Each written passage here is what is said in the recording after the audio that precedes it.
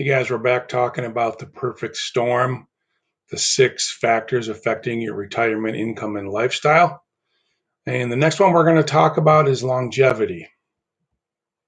As you see, they're all related to each other, as we've been talking about. Longevity uh, really is a factor to everything. We call it a risk multiplier, and I'll tell you a little bit more what that means in a minute. When we're talking about risk, we're talking about the risk of outliving your money. So longevity multiplies the risk of the amount of taxes you're going to pay, the amount of health care you're going to pay, the amount of living expenses you have. So longevity is a great thing, and it's been going up. As you see in this chart here, in 1900,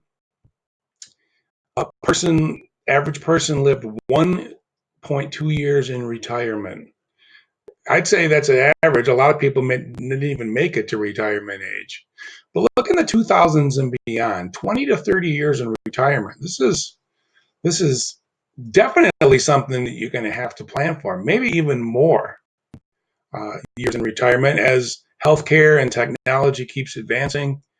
I don't really know. What's the life expectancy going to be 20, 30, 40 years from now?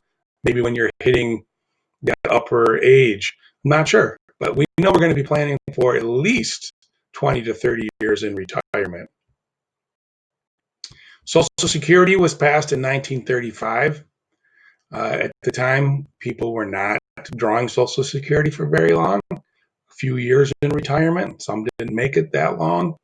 One of the factors of why Social Security has been under some strain, and our government's looking at ways to change that. But for you, if you're going to have 20, 30, maybe 35, 40 years in retirement, you definitely want to maximize your Social Security. That's going to be a big, important factor for you. I said the longevity is a risk multiplier. If you look at this formula at the bottom, you may have no idea what that is. That's 2 people eating 3 meals a day. Now, we just average $10 per meal. Some will be cheaper. Sometimes you'll go out to a fancy restaurant and it'll be a lot more. So we average $10 a day, 7 days a week, 52 weeks a year for 25 years in retirement, which could be longer. Just the cost of eating over your retirement for you and your spouse, over $500,000. So this is back to what I said about longevity. You got to plan for a long time. So $500,000 seems like a lot of money just to pay for food costs over your life and retirement. That's a big deal. We may even be looking at longevity the wrong way. When we look at longevity, a lot of times you're looking at the birth year and how long could the person be expected to live based on these different actuarial tables and things. But if you make it to 65, we're talking about right in the middle of right at the retirement age that a lot of people are retiring. Could be earlier, could be later. But if you're at 65, here's the chances you have. As a man, you have a 70% chance to make it to live to at least 80. As a woman, 78% chance to live at least 80. What's this 94%? That's the chance of one of you, one of the couple making it to age 80. Look at the chance for 90 years.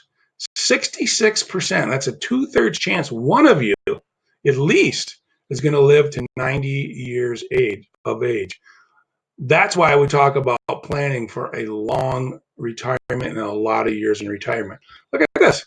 There's a 17% chance one of you will make it to 100. And again, who knows what the technology is going to be like 30 years from now when we're planning this far ahead into the future. I think it could even be higher. I don't think it'll be unheard of at all to be 100 plus in living in retirement.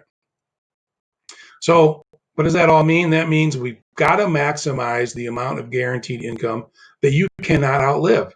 If it's going to be $500,000 just for food, we need income that you cannot run out of. You cannot outlive. There's the big 3. There's Social Security, pension, Sometimes you might have to create your own pension, an annuity income. We can show you as planners how to use these tools and maximize what you have, and maybe plan for new sources so that you have income that you cannot outlive. I mean, you don't want to be outliving your money that you need to live off of. We want you to spend every penny either having a blast and traveling and having the retirement of your dreams and take care of all the necessities that you need. Or if you have any, we want you to have some left to pass on to your kids or grandkids if that's important to you. What we don't want is you to be 90 or 95 or 100 or 80 and you've ran out of your money and you have no income coming in. And then what? So that's why this is so important. Longevity, the major factor to take a look at in planning for your retirement and your lifestyle. So we'll end that section and we'll be moving on to inflation, which is, as I said, impacted also by longevity. We'll do inflation in just 1 second.